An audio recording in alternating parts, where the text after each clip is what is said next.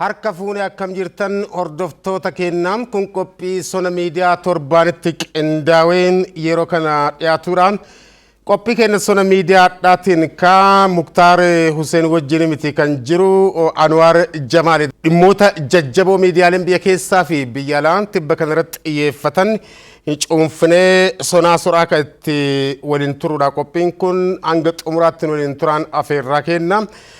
dhimmoota adda addaatti qabannee addaa fi Anwar wajjin kan turru dhimmoota kanneen keessaa simannaa bara haarawaatti kan laallu kallattimaan gara qophii keenyaatti ceenaa simannaa bara haarawaatiin jalqabna.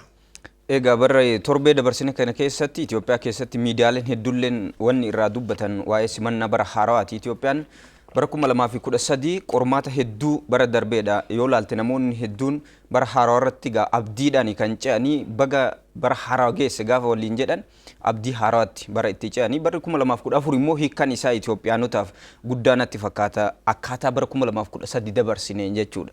Namoonni hedduulleen bara 2013 yoo laalte miidiyaa hawaasaa irratti yoo abaaran argita barri kun dabreera rakkoowwan isa wajjii darban sanis akka darban hawwuudhaan jechuudha. Namoonni baay'een kan ergaa walii dabarsaa turan hawwiin akka biyyattis akka nama dhuunfattis akka hawaasattis jiru bara 2013 rakkoowwan turan sun irra darbinee bara 2014tti akkuma bara haarawaa ta'etti abdii haarawaa horatanii sanis walii hawwaa sun immoo dhugoomuudhaaf kutannoo akka barbaachisu qaamoleen garaagaraa ergaawwan aangoonni biyyattii dabarsinillee kanumarratti kan xiyyeeffatu. Eeyyanii simannaan bara 2014 kun akkuma amma kaaftetti ka Anwar waan gaarii walii hawwuudhaaf walii hawwii dabarsuudhaani qormaata hamaa keessa dabarte biyyattiin kallattii jedhuun hobbaafanne yaani tafuura waan baafatan fakkaata yommuu ulaaltutti jechaadha. Ergaa hawwii kana yoo ilaaltu akka waan fe'aa wayii ba'aa wayii irraa hiikkame wayitti kallattii saniin ilaalaatiin ture dabni kallattii saniin ergaa hawwiis solii dabarsaatiin ture jechaadha. Dhuguma immoo kun waan dharaatii miti. Barri 2013 akka lakkoofsaallee haa ta'u akkuma amma namootiin tilmaaman kanallee haa ta'u biyyattiin qormaata cimaa keessa dabarte jechuun hin danda'ama. Qormaanni kun biyya jechuun nama, biyya jechuun uummataa, biyya jechuun dachee qofaa miti.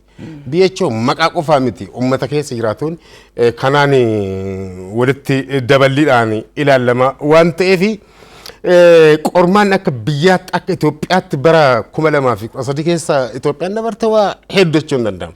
Gara keessoosiitti waan baay'ee ilaaluun hin danda'ama. Biyyattiin toora jijjiiramaa irratti argamti. Kana keessaa ka toora jijjiiramaa kun warri ittiin tolle jira, humni ittiin tolle hin jira. Fakkeenyaaf kaaba Itoophiyaatti rakkoo jiru kanneen kaasuun hin danda'ama. Kaaba Itoophiyaatti rakkoon uumame kun baruma darbe bara 2013 kana keessa baatee ankoolessa 24 akkas gareen shoor keessatti PLF tarkaanfii raayyaa ittisaa irratti gara duubaatiin dhokatee fudhateen haleellaa irratti raawwateen achiin booda waraanni itti oofee gara baatii 8 erga tureen booda dabalame irra deebiidhaan waraanni kun erga raayyaa ittisaa achi naannoo Maqaleetii bahee itti deebi'ee itti oofee ammas waraanni kun itti oofeetiin jira jechuudha toora qaqqabachaatiin jira malee kanaaf qormaata hedduu keessa qoraafamtee qoramtee dabartee jechuun hin danda'ama. Kanaaf namni akka waan ba'aa guddaa wayii ofirraa hiikameetti hafuura baafatee galanni si haa ga'u gooftaa waan jedhu fakkaata waaqa isaatti fi galata fa'aa haala ittiin galfatu argite jechaadha Anwar. Keessattuu maaligaa barri 2013 diinagdeenis hawaasummaanis siyaasanis Itoophiyaan qormaata keessaaf alaatiin hedduudha kan gaaga'amte biyya keessaas qaamoleen jijjiiramni kun ittiin toliin jedhaman kallattii garaagaraatiin ilaaluun qormaata hanga waraanatti seenutti deemamee jira. Waraanni kun immoo waraanni lubbuu namas maallaqas nyaata waan ta'eef diinagdeellee qoqora waan ta'eef hedduu miidhaa guddaadha kan ga'e. Kana keessaa bahuun immoo barri haarofti yoo dhufu bara nagahaa si haa ta'u jecharra waan darbe dur yeroo haalli akkanaan turin amma barri haarofti yoo ga'u nagaa walii hawwiin nagaa bara kana kan durirra addanatti fakkaata Itoophiyaa keessatti amma kan ta'u sababa diinagdeenis haa ta'u qormuunsi diinagdeellee waraana dayeeffatee wanni inni fide waan guddaadha. Biyya alaatti immoo biyyoonni addunyaa irratti jijjiiramoonni haarofti gaafa dhufan qorumsi ni dhufa. Biyyoonni hedduun gaafate waa jijjiiruu eegaltu haala baratame san keessa ba'uu eegaltu si qoru waan ta'eef addunyaa irratti jijjiiramoonni dhufan qormaatan alan jiran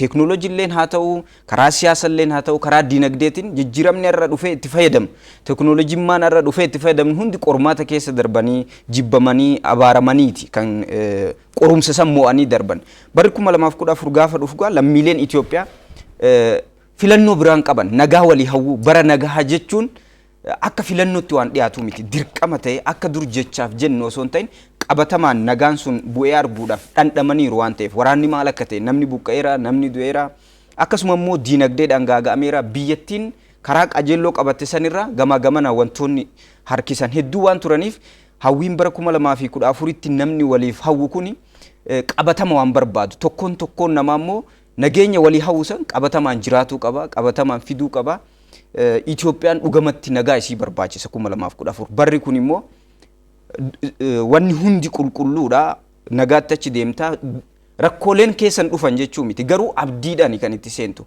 rakkoma jira wajjiinu nagaa walii hawwita abdii walii hawwita guddina hawaati kan seentu waan ta'eef yaaddolleen ni jira sodalleen ni jira garuu abdii irra caalchifatteeti itti seente jalqabumaanii mogolee of buuftee bara haaraatti hin seentu jechuudha. Dhimma kana irratti kan miidiyaaleen baay'ee gabaasaniiru miidiyaaleen tamsaasaatiif akkasumas maxxansaa miidiyaalee weebsaayitii dijitaaliin hawwii kana hawwii amma sonaatiin amma hanga ammaatti anifatti turre kana kaasaniiru OBN dabalatee miidiyaaleen tamsaasa biyya keenya simannaa bara haaraa kana haala addaatiin kan taasisanii gara OBNtiif miidiyaalee tamsaasaa kanneen birootti booddee hin deebina miidiyaaleen maxxansaa maal jedhan kan jedhu darbee ilaalla. Akkuma beekamutti gaazexaan kun gaazexaa bariisaatii dhaabbata pireesii Itoophiyaatiin qophaa'aatiin kan dhiyaatu gaazexaa ture kan buleedha.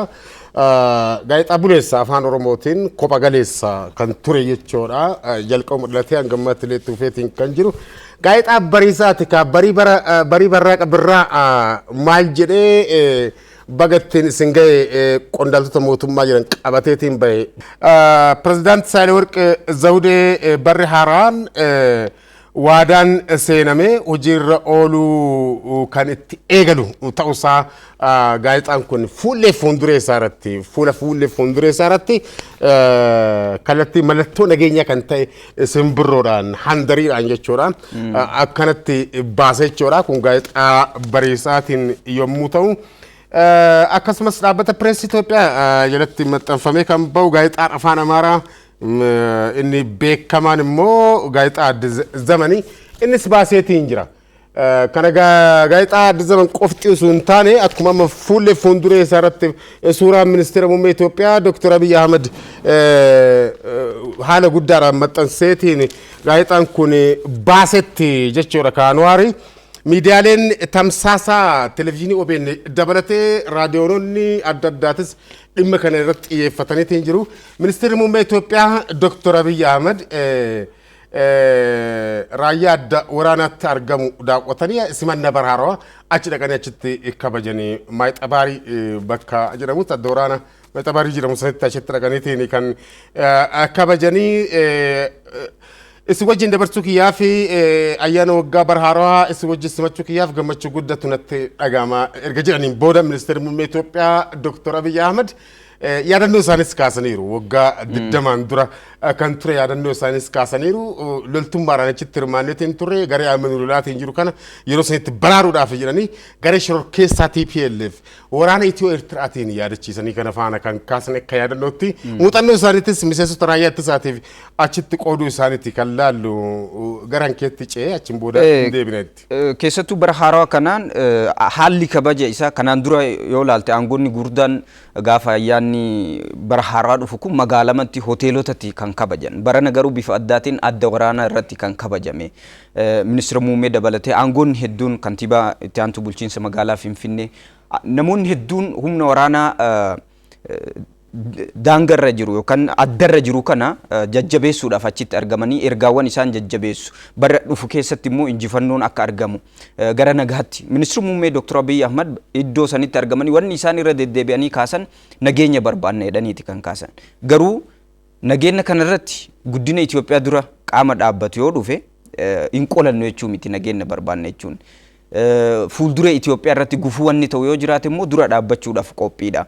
Kanarraa ka'aniiti egaa waggaa dhibbatti raayyaa ijaarameen beekne ijaarreedhanii gaazexaa Addis Zaman kanarrattis fuula duratti kan baasan miidiyaan hedduulleen kana kan kaasan raayyaa ittisa biyya kanaa bifa addaatiin ijaaraa akka jiran achirratti kan ibsanii Itoophiyaan immoo fuulduratti akka deemtu qorumsi hedduun kana durallee bifuma wal fakkaataa kanaan hedduu qorumsa hedduutu isirra gahaa ture kan hunda darbiteerti ammas dhaloonni kun qorumsa Itoophiyaa irra amma gahaa jiru kana bara haaraa kanatti abdiidhaan ce'uudhaaf akka qabani kan kaasani kanaafu bifa addaatiin ayyaana kabajamee ilaaluu dandeenya adda waraana irratti kabajamuun kun yeroo dhihoo as Itoophiyaa keessatti waan hin turre akkuma ministeerri muummee kaasan yaadannoowwan namoota waggaa 20 fi san duraati kaasuu dandeenya haala kanaan ayyaanonni kan kabajamani jaarraa tokko darbe keessatti raayyaa Itoophiyaan hin qabne achiin dura raayyaa ammayyaatu hin qabdu Itoophiyaan waggaa dhibbaan dura wal akkufte seenaa duuba biyya kanaa walaalte bibittinnaa'ee fi akkasumas bakka adda addaatti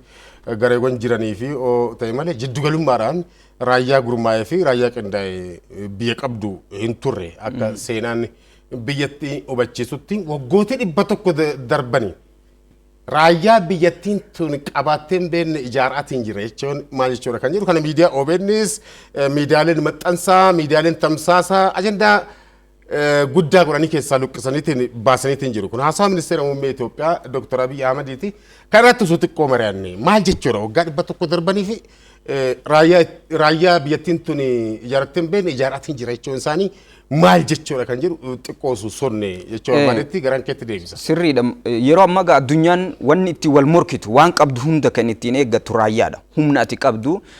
Biyyoonni addunyaa hedduun ittiin diinagdee keetiis lammii keetiis daangaa biyya keetii ittisuudhaaf waa hundaayyuu balarraa ittisuuf raayyaan ati qabdu. Raayyaa yoo jedhamu baay'ina namaa qofa osoo hin ta'in teeknooloojiidhaan kan hammayyaa'e humni namaa gahaan ka keessa jiru humni sun immoo humna teeknooloojii wajjin deemuu danda'u. Raayyaan amma ijaaramu akkuma kana dura humna namaa qofaan kan deemu osoo hin ta'in teeknooloojiidhaan deeggaramuudha kan qabu. Biyya kana keessatti raayyaa ittisaa biyya kana irratti yeroo garaagaraa amanuun amantaa wal qabateetu rakkoo guddaatu jira. Yaadota garaagaraatu irratti ka'a qeeqota garaagaraatu keessatti ka'a sabaaf sablammiin biyya kana biyya sabaaf sablammiiti federaalizimiin biyya bultu keessatti raayyaan biyya kana na bakka hin bu'u jedhee namni baay'een yeroo itti yaadutu ture raayyaan kun na bakka hin bu'u na miidhaa narratti miidhaa geessaa jira kiyya jedhee fudhatuufu namni yeroo itti rakkataa turetu jira ammallee ilaalchonni sun hanga ammatti raayyaa biyya kana wantoota qoraa jiran keessaa tokko itti xiyyeeffatame immoo yoo ilaalte bara baraan baajanni biyya kanaa yoo ramadamu raayyaa ittisa biyyaaf maallaqa hedduudha waggoottan darban ramadamaa kan ture garuu sadarkaa sanitti ijaaramee jira teeknooloojii hidhateera humni namaa barate gahumsa qabu waa'ee biyyaa hubannoo gahaa qabu kaayyoo dhaabbateef san kan beeku biyya isaa kan hin gurgurre dhugamatti biyya isaatiif dabarsee kan uf kennu irra hedduun akkasi garuu ammas yoo ilaaltu bifa haaraa raayyaan ijaaramaa jiru kana keessa hanqinoonni kun hundi akka jiran agarsiisa. Ministeerri muummee kanuma kaasan natti fakkaata bifa haaraa waggaa 100 booda raayyaa ajaa'ibaa ijaaruu deemna kan jedhan. Dhugaa kaaftee kana miidiyaaleen gabaasan malee keessa gasseenanii wanti xiinxalanii fi soranii dhugaa jiru qola irraa hiikanii haala ittiin dhiyeessanii hin jiru. Gadi bullaa'ee sirriitti xiinxalamuu qaba. Kana jechuun maal jechuudha kan jedhu hawaasni akka hubatu miidiyaaleen silaa kan irratti xiyyeeffachuu qabani. Gaazexaan Addis Zaman illee raayyaa waggaa 100 darbanii fi Itoophiyaan hin qabaanne ijaaruuf deemna jedhan jedhee ministeerri muummee Itoophiyaa gabaase malee gadi fageenyaan wanti barreesse hin jiru. So miidiyaalee biyya alaa taatee kan sirriitti xiinxalanii gadi hiikaniitiin kan barreessanii dhimmootiin attatti kaafte kun akkuma jireetti ta'eetiin jechuudha. Raayyaan waa maraaf murteessaadha. Raayyaa ammayyaa jechuun keessumattuu bara globalizationii fi akkasumas sirni kapitaalizimii gara fiixeetti bahee addunyaa asii achi sodaachisu kana keessatti yoo ceekuun qabaanne yoo gurmuun qabaanne dorgommii hamaa kana keessa darbuudhaaf rakkisaadha. Yeroo ammaa kanatti jechaadha. Biyyooti gurmii qaban haalaallu mee tokko gadi fageenyaan ilaaluu baanne Kooriyaan kaabaa ofirrattee booddee ajandaa isiillee hin qabna niikuleera qabdi. Niikuleera qabdi biyya sodaatamtu garuu jechaadha. Biyyooti niikuleera qaban biyya sodaataman. Biyyooti raayyaa qaban hin uggaman akkanumaan lafaa kan hin uggaman. ama biyyoota amma raayyaa qaban keessaa tokko keessaaf keessoo isaanii akkuma jirutti ta'e Ijipti Afrikaa keessaa biyya raayyaa qabduudha hin huggamtu yeroo baay'ee hin laalta jechaadha. Biyyooti raayyaa hin qabne immoo baay'een isaanii yoo laaltu hin huggaman hin si'ataman jechuudha. Kanaaf Itoophiyaan akka mootiin ati kaafte sun kan keessoo Itoophiyaa akkuma jirutti ta'e jechuudha. Raayyaa Itoophiyaanota hundaa qixxeedhaan hirmaachisee fi kiyya kan jechisiisu abbummaan akka lammiiwwan biyyattii hundumtuu itti amanan kan taasisu hin turre jechaadha. Kana bifa ammayyaatiin, bifa feer ta'een, bifa walqixxummaa qabaatuun jechaadha. Bifa hirmaannaa dhugaa qabaatuun raayyaan akkanatti ijaaramuun barbaachisaadha. Ijaaramuu raayyaa bifa walqixa ta'eetiin qoftiidhaa miti. Haala ammayyaa fi civilization faana sirriitti deemuu qaba. Modernization faana sirriitti deemuu qaba. Teknooloojiidhaan raayyaa cime ta'uu qaba jechaadha. Raayyaa asumaa yoo yeroo tokko bineensi bakka ho'iitii iyyuusu akkuma mana gogaa harreetiin yookaan woxxee gogaa harreetiin ijaaramee wayitti kan jigu ta'uu hin qabu. Waa faayidaa adda addaatiin kan asii achi daddaaqu ta'uu hin qabu. Raayyaa waa maraan amantummaa birmadummaa biyyummaatiif dhaabate ta'uu qaba. Raayyaa akkasitti jiraachuu qaba. Ka amma jirus raayyaan kun osoo amma jiraachuu baate biyyi balaa irra buutee turte. Amma duratti bara 2013 keessa kaafne sanatti rakkoon mudateen silaa osoo raayyaan kun amma hammana rifoormiidhaan cimee hagas utubamee dhaabachuu baate rakkoo guddatu mudatu ture biyyattii tana waan ijaaramaa jiruuf jechaadha. Waan ammayyaawaa jiruuf waan haaromaa jiruuf kallattii kanaan ilaaluun danda'ama. Tariitii kana faana xumura bara 2013 keessa abdii guddatu horame biyya kana keessatti jechaadha. Achiin dura sodaan ture maalidha? Dargaggeessi qeerroo qarreen baay'inaan miseensota raayyaa ittisaa ta'uudhaaf fedhii ofiitiin galmaanii gara jiddugala loltummaatti leenjii waraanaa kana fudhachuudhaaf seenan. Kun jechuun maal jechuudha? Dhaloota ammaatti dhaloota qubeeti kana keessa waan beektuudha. Dhaloota qubee kana keessatti yoo xiqqaate ijoollee baratte ijoolleen kun amma gara raayyaa ittisaatti seenaatiin kan jiran yoo xiqqaate barataa keessaa kan baateedha yookaan kutaa 12 kan fixxee yookaan kutaa 10 kan fixxeedha yookaan yuunivarsiitii kan baate yookaan dippiloomaa kan qabdudha. Kana jechuun maal jechuudha? Kun carraa guddaa uuma biyyattiidhaaf jechaadha. Hawwii raayyaa cimaa biyyattii tana keessatti ijaaruudhaaf taasifamaatiin jiru keessatti dhaloonni haarawaa dhaloonni qubeen kun maal ta'atiin deema? Hawwii biyyattii tana dhugoomsuudhaaf faayidaa guddaa qaba jechuudha. Kana adda addaatti dhufa kana keessatti yookaan millaacii qabatee dhukaasuu rasaasa dhukaasuu qofaa miti. Taankii oofuu qofaa miti. Matireessi dhukaasuu qofaa miti. Heelikooptara yookaan miigii adda addaa balaliisee boombii argufuu qofaa miti. Dhaloota miigii kalaqutu uumamuu danda'a kana keessatti jechaadha. Dhaloota taankii kalaqutu kana keessatti uumamuu danda'a jechaadha. Yoo carraa gaarii argate abdii guddaa argate kana keessatti maaltu uumamaatiin deema? Saayinsii fi teeknooloojii amma duratti kaafte kanneen faana carraan kun argamaatiin yoo deeme dhaloonni kun kan irratti dabalataatiin haalli mijaa'aa fi yoo deeme wanti biyyattiin tun biyya alaa irraa waan biraa bittuufis hin qabdu. Muuxannoon biyyoota adda addaallee kana nu agarsiisa. Militariin akkamitti akka turkuuf dandeette ilaaluu hin dandeenye. Militariin chaayinaan akkamitti akka uf dandeette ilaaluu hin dandeenye kana irraa jechaadha. Eessaa kan eessa akka gaane militariidhaan onnatanii Iraan faati usuu dhiibbaan meeqarra gara qoqqobbiin 1,600 olii usuu irratti taasifamu militariin akkamitti akka uf danda'anii usuu hin dhuggamina gammaatti turan kanneen kaasuu hin dandeenye jechaadha. Itoophiyaanis kana gochuudhaaf wanti si daangessu hin jiru jechaadha. Dhaloota kanaan kallattii kanaanis ilaalamuu hin danda'ama. Kanaaf ministeerri muummee Itoophiyaa Dr. Abiy Ahmed waggoota 100 keessatti raayyaa cimaa hin ijaarra jechuun isaanii hiikkaan isaa yommuu gad hiikkameeti ilaalamu kanneen faana sol qabatee jechuumaa fi Anwaar. Biyyoonni hedduun raayyaa ni qabu garuu yoo ilaalte amma Afrikaa keessatti yeroo baay'ee raayyaan kun dhugamatti akka raayyaatti ijaaramuu dhabuun biyyoota hedduu ka diigaa jiru. Raayyaan kun biyyummaa yaada tokkoon teeknooloojiin deeggaramee yoon ijaaramin akka ijaaruun kun waa baay'ee of keessaa qaba jechuudha. Akkanumatti nama baay'isanii itti guutanii qofa osoo hin ta'in teeknooloojii hidhachiisuun akkuma ilaalcha irratti yoon hojjetamin wanni biyyoota ambaarra laalaa jirtu fonqolcha garagara addunyaa irratti kan geggeessu raayyaa kana. Biyyi raayyaa kana tokko ilaalchan ijaaruu qabdi. Dargaggoonni kanaan dura maaliif raayyaa ittisa biyyatti hin seenne? Kadhatamanii maaliif didan? Ilaalcha achirra jiru dogoggora waan ta'eef.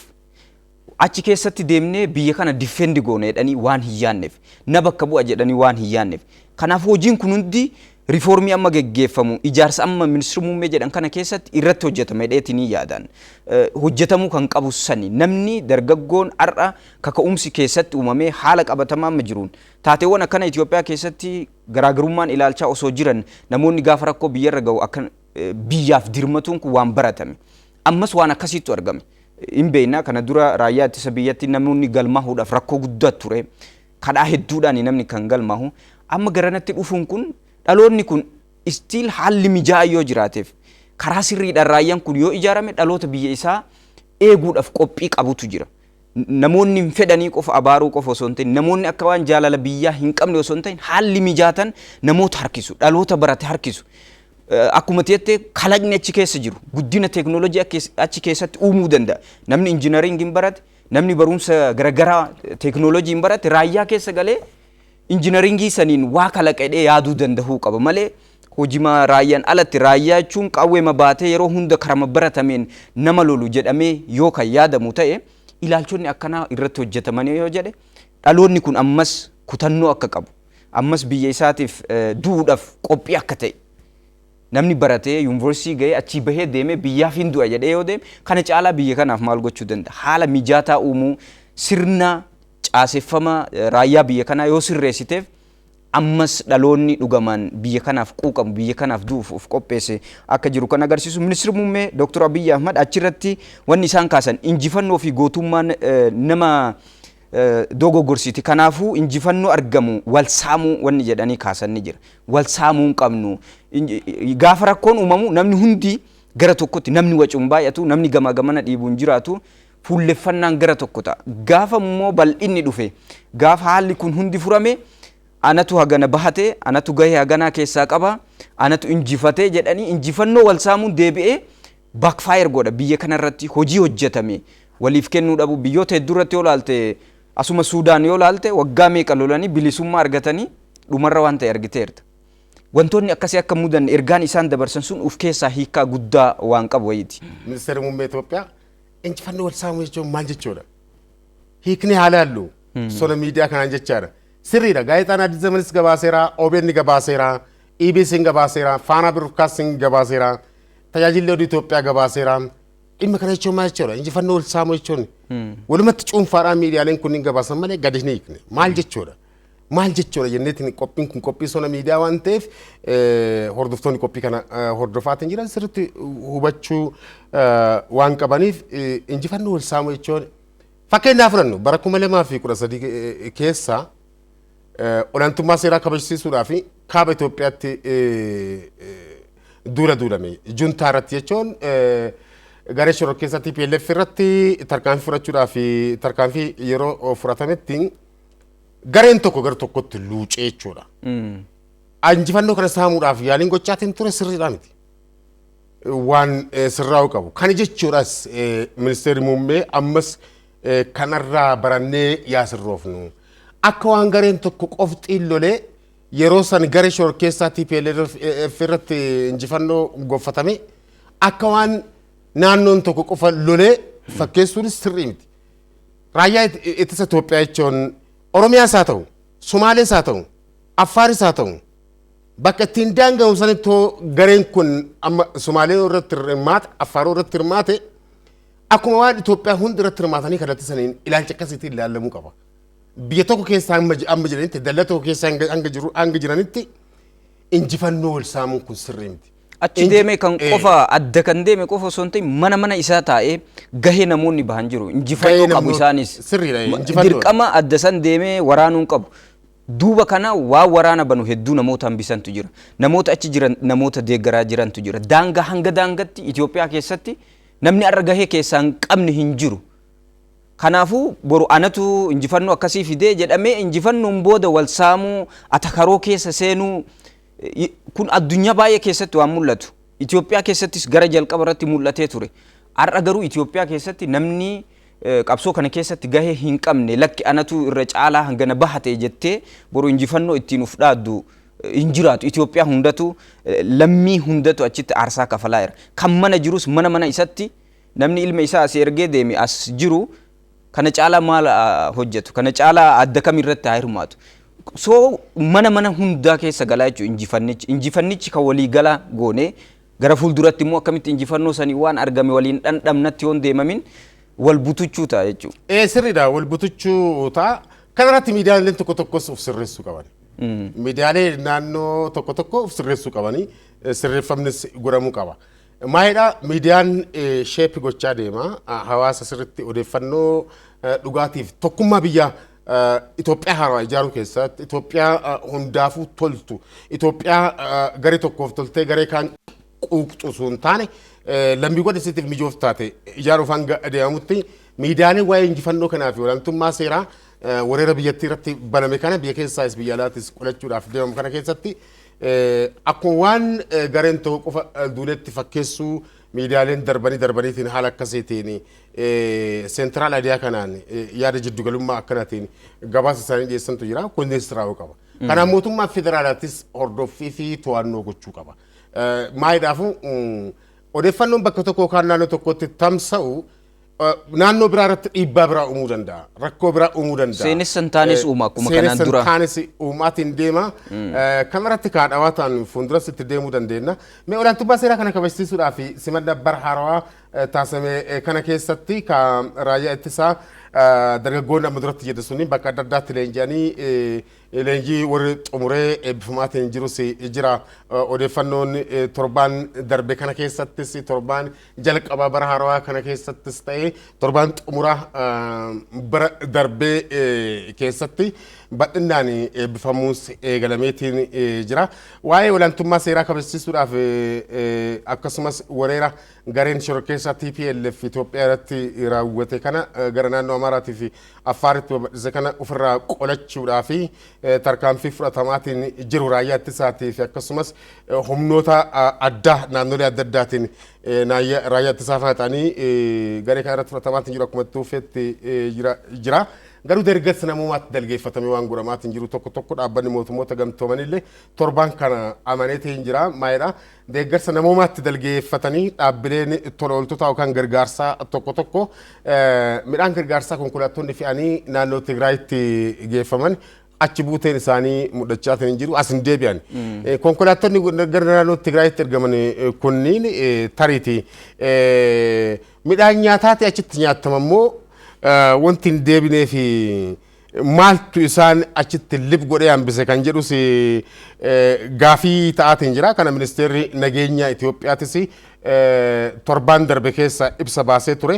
Dhaabbanni mootummoota gamtoomanitti dhimma kana kan hordofu keessumattuu dameen Itoophiyaa konkolaattonni kun achitti hafuu isaanii keessumattuu baatii darbe keessa baatii tokkoon dura jechuun konkolaattonni gara 100 olii ta'an achitti midhaan fe'aniitiif midhaan gargaarsaa fe'anii achi hanga ammaatti as hin deebine kan jiru waan akkasiiti kan gabaase dhaabbanni mootummoota gamtoomanii jechuudha. Mootummaa Itoophiyaatis ibsa dhimma kana irratti ibsa baaseetiin jira. Ibsi mootummaa Itoophiyaa baasee maal hubachiisa?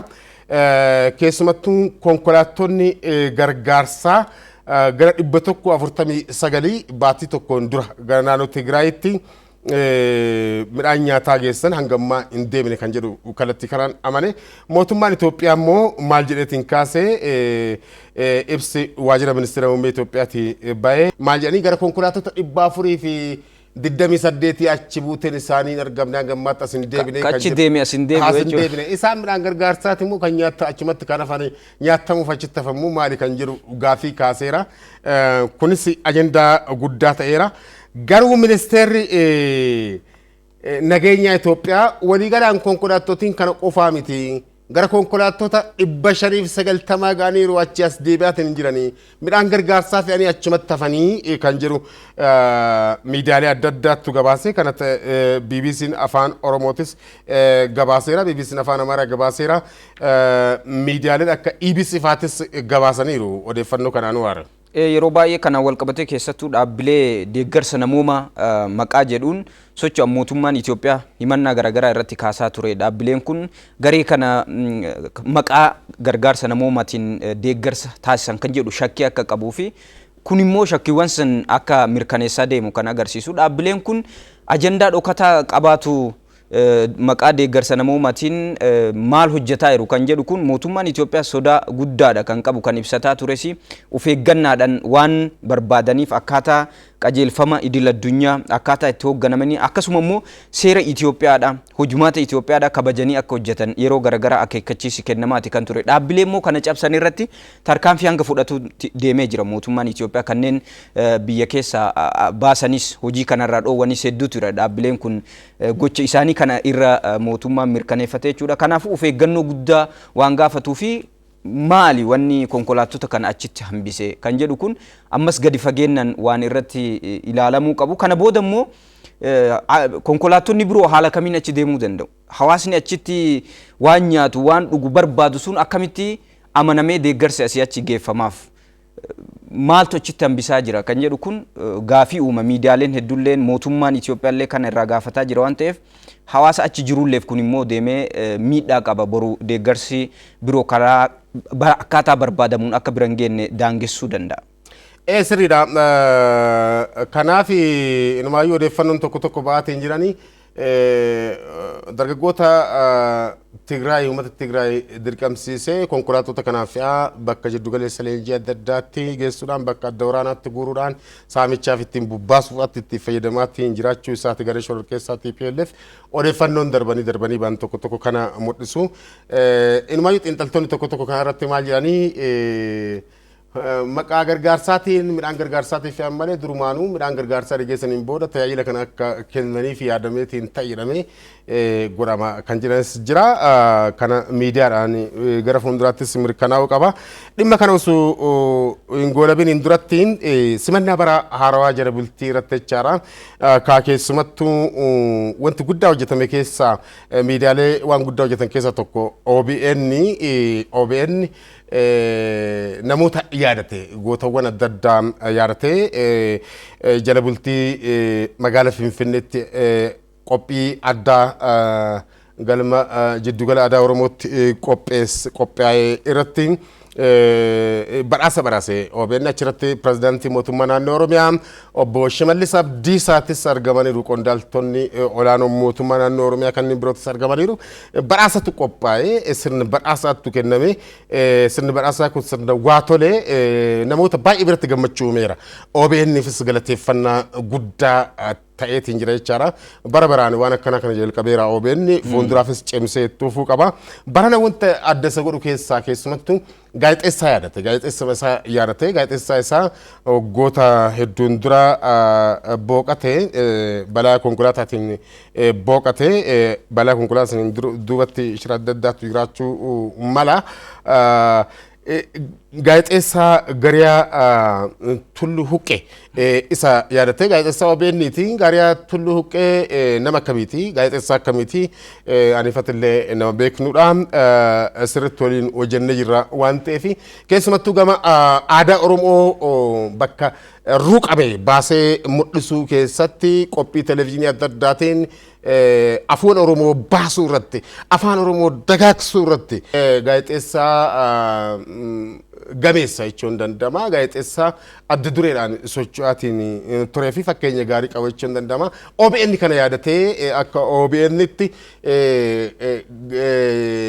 badhaasa kanaaf qopheessuun isaa waan adda taasisu isa qofaa miti kanneen birootis badhaafamanii jiru kana gabaabsinee ilaallee gara dhimma itti aanutti ceena keessattuu namoota hojii gaarii hojjetan yeroo san keessatti hojiiwwan isaan hojjetan sun hojii abaarsaa hojii miidhaa fakkaatuu danda'a haala qabatamaa yeroo san ture keessatti dhaloonni immoo seenaadhaaf ol kaawwatuu danda'a kanaafuu haala osoo ilaalin dhugaa uummataa dhugaa biyyaa kan dhalootaa namoonni falmanii dubbatanii haqaaf dhaabbatan seenaan yeroo tokko akka isaan yaadatu dhaloonni immoo irraa akka baratu dhaloota biroo jara kana yaadachuun amma dhaloota akkasii uumuuf namoota ijjannoo qaban namoota waan itti amanan irratti yeroo osoo laallatiin haala osoo laallatiin dubbatan dhugaa biyyaa dhugaa uummataa dhugaa qabatamaan lafarra jiru himaniif seenan isaa yaadatu OBN'is hojii kana kan hojjete hojii seenan yaadatuu qabu yaadataa deema bara baraan hojiin akkasii eegaluu waan gaariidha gaazexeessaa Gariyaa Tulluu akkaataan itti yaadatan kun nama hedduu keessattis miidiyaa hawaasa irratti olaalte gammachuu guddaa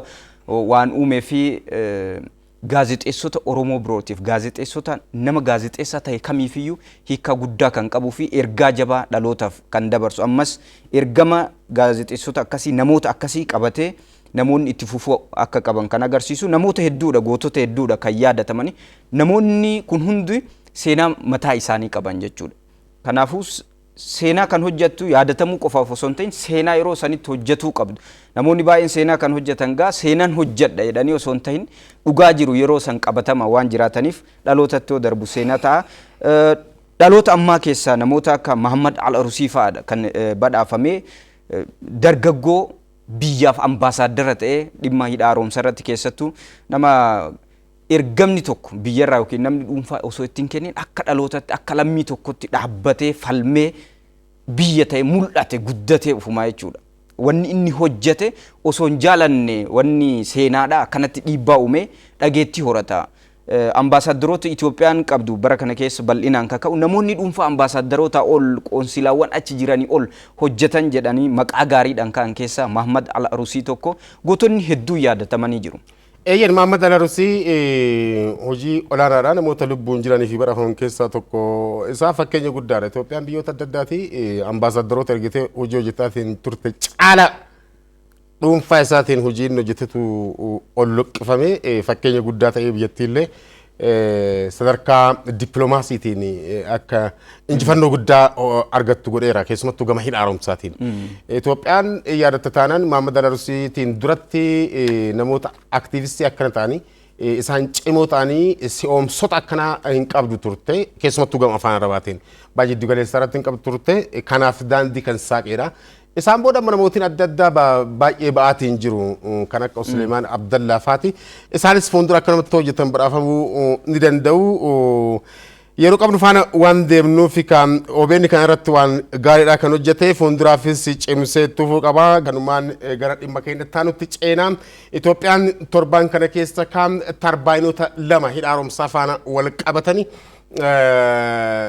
unity tarbaayinoota lama dhaabdeetiin jirti wanta mammarmarsochaadha bishaan rukutee gara humna anniisaatti maddisiisuu danda'u dhaabuu haala milkaa'een kan geessite ta'uu isaati miidiyaaleen irratti kan xiyyeeffatan EBC faanaa fi akkasumas OBNs dhimma kana gabaasaniiru miidiyaalee hawaasaa irratti bal'inaan gabaafameetiin jira kun milkaa'ina guddaadha jedhameera kana gabaabsine kanaan yoo laallu hidha haaromsaa faana wal qabatee ammallee adabachaatiin jirtu Ijipti faati Suudaan faati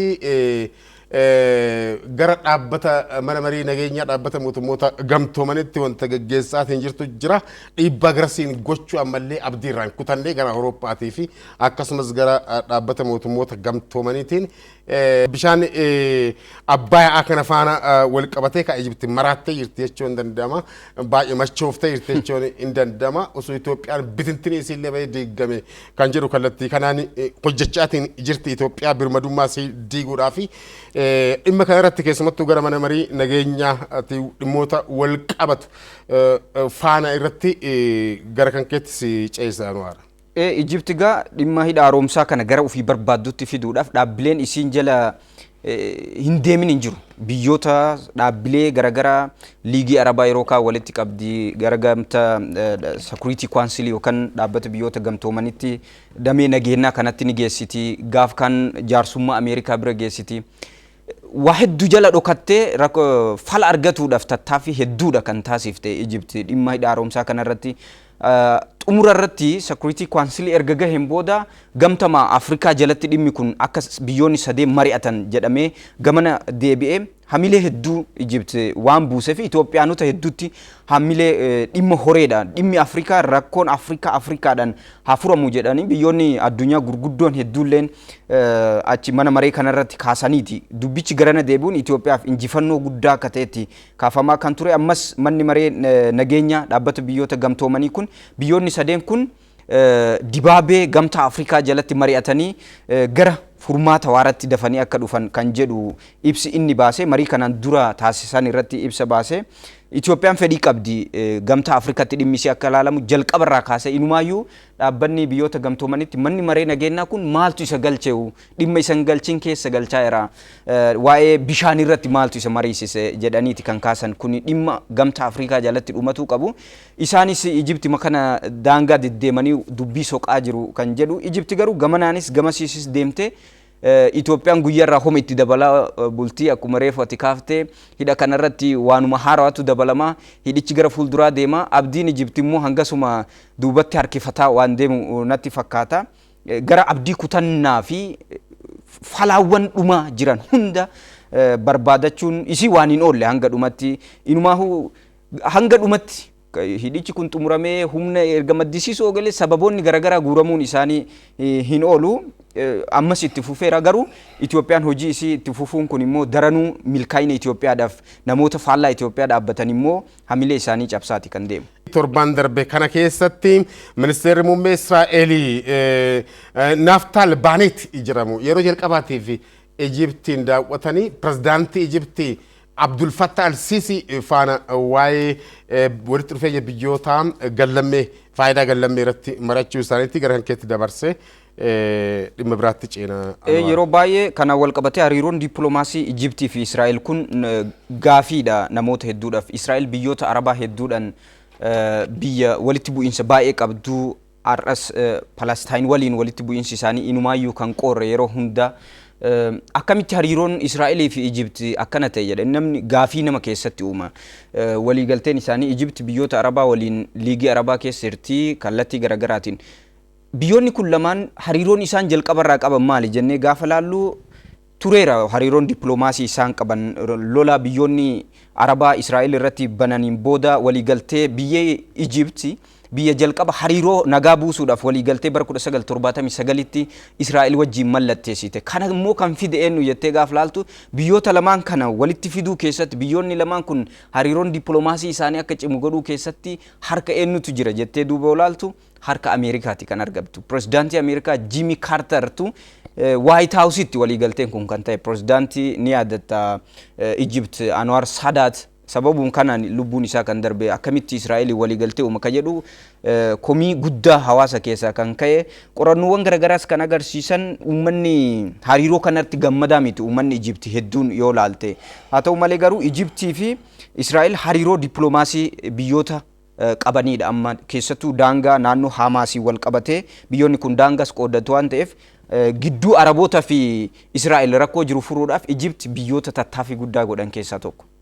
Eeyyanii dhimmi kun badhaadha kaaseenaan duuba isaanii dhimma Gaazaa irratti xiyyeeffata haala nageenya naannoo isaa irratti xiyyeeffatanii dhimma kana kanumaan ceenee tibba kana keessa ajandaan guddaan kan biroo kan ture kaa gabaabsineetiin ilaalla yeroo qabnu faana deemaatiin jirra waan ta'eef waggaa 20ffaattu gamoo jiddugala dhaabbata daldala addunyaa kan ta'e magaalaa Niiyorkitti argamu rophiidhaan onkutaa'eetu waggaa 20ffaan isaa tibba kana kabajame ajandaa guddaadhaan kabajame ajandaa kana kan miidiyaaleen jira jedhaman miidiyaalee idil addunyaa gurguddoon akka Al Jazeera, BBC'n, CNN, Washington Post kan maxxansaa keessaa The Guardian, France 24 miidiyaaleen dhimma kana hin gabaasne hin jiru waggaa 20ffaan gamoo kanaa kan tarkaanfii shororkeessummaati jetti Ameerikaan tarkaanfii shororkeessummaatiin gamoo lakkuudha gamoon kun gamoo akkamitti kan jiru waan tokko kaasuudhaaf odeeffannoo kennuudhaaf gamoo lakkuudha Twin Building jedhama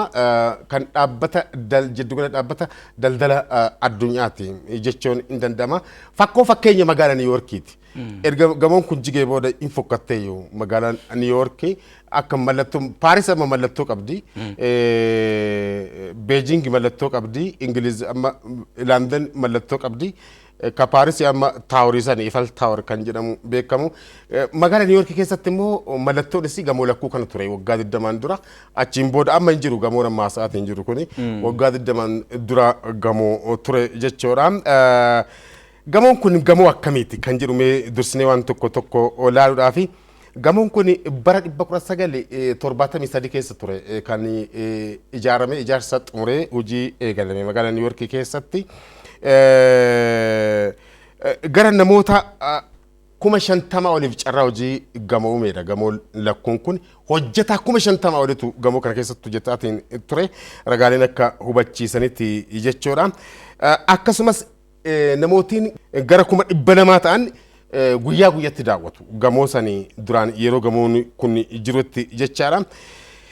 Gara namoota hedduutiif carraa hojii uumuusaa osoo hin taane faayidaa adda addaatiif laayibraarii adda addaa waan adda addaatiif ture waggaa 20dha hin unkutaa'e gamoon kun rophilaan itti bu'ee garee shororkeessitootaan tarkaanfii fudhatame jedhamuun gamoo lachuu gubbatti qurxee ibiddaan haga jalatti gadi kan bobeesse ture taatee addaatti ture gara namoota 3,000tti du'anii namoota du'an kana yaadatte Ameerikaan tibba kana keessa pirezidaantii Joo Baayidiniin dabalatee pirezidaantiin duraanii yeroo sanitti pirezidaantii turanii fi sugug jedhanii gaafa rakkoon kun mudatetti yaadadha fuula guuranii bakka seenne tarkaanfii hamaa hin fudhannanii dura shororkeessummaa Zawaar and terrorism jedhaniitiin waraana kan eegalan pirezidaantii George W. Bush turanii isaanis tibba kana qooda fudhataniiru bakka yaadannoo kanatti jechuudha ka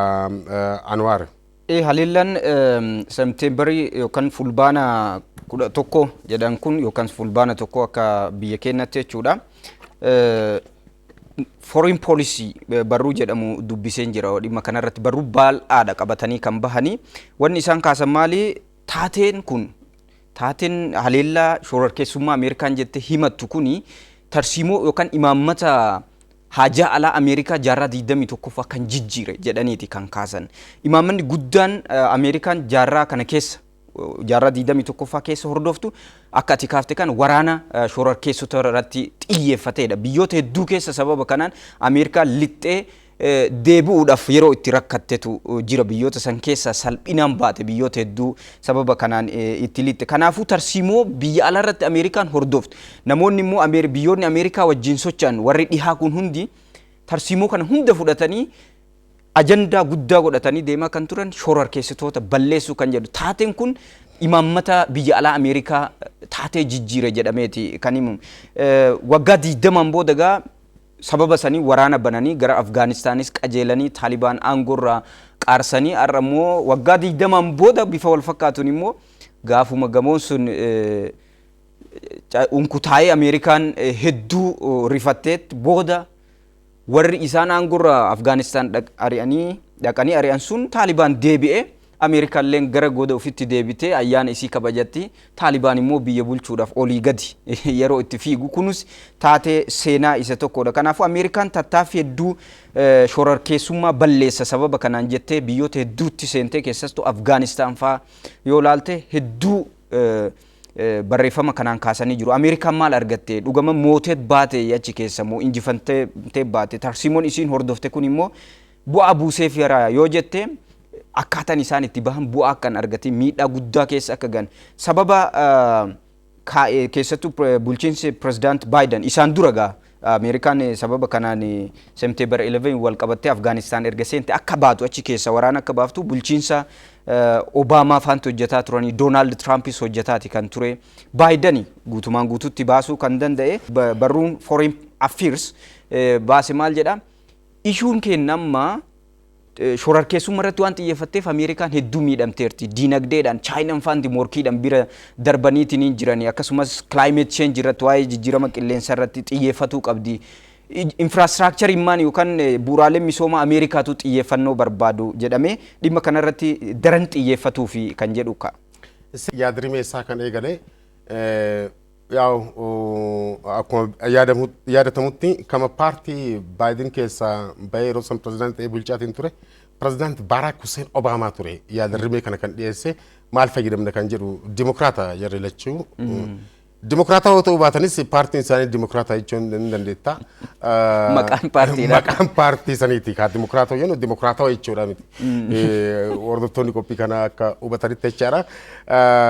Yeroo pirezidaantummaa irra turetti Obaamatu yaada kana jalqabe.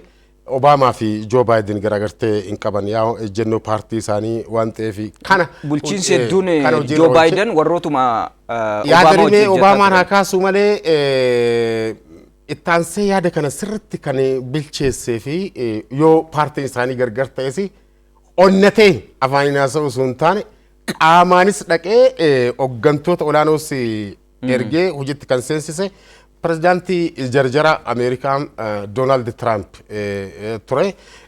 Inter Afgaanistaan miiting kan jedhamu Dohaatti walgahii guddaa taasifamaatiin ture.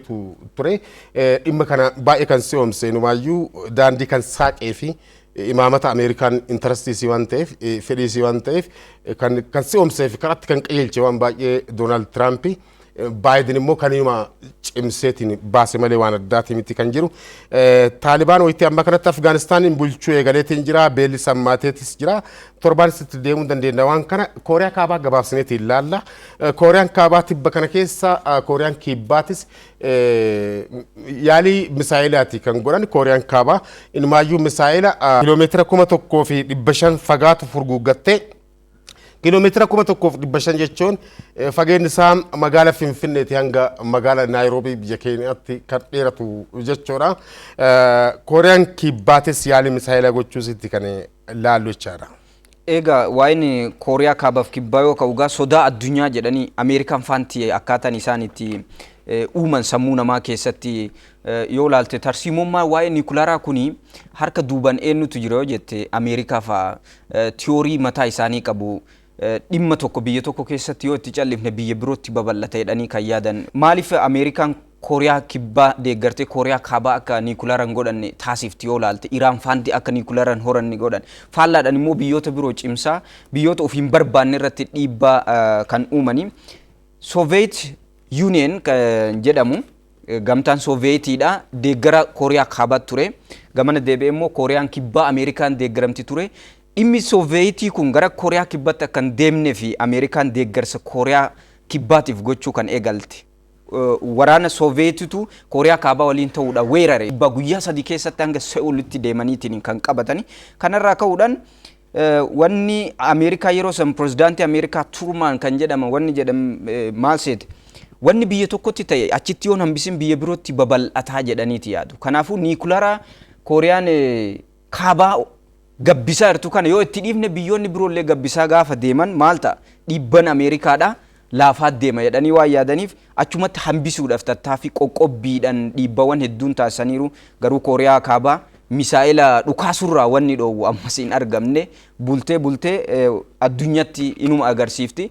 Amma immoo miltoo isii kan cinaa isii jirtu ollaa isillee kakaaftee Kooriyaan Kibballee misaa'ila akka dhukaaftuuf dhiibbaa irratti uumtee nus hin qabna jedhanii akka wal morkii keessa seenaa jiru.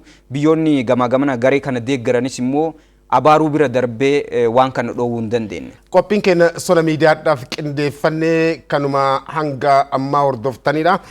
Qophii kana qopheessinee qindeessinee kan isinii dhiyeessine ani Muusaa Huseenii fi Anwaar Jamaali akkasumas ogeeyyota istiidiyoo OBN hunda faana ta'uudhaani torbaan dhimmoota kanneen birootti walitti deebinaa hanga torbaanitti nagaatti isiniin jenna.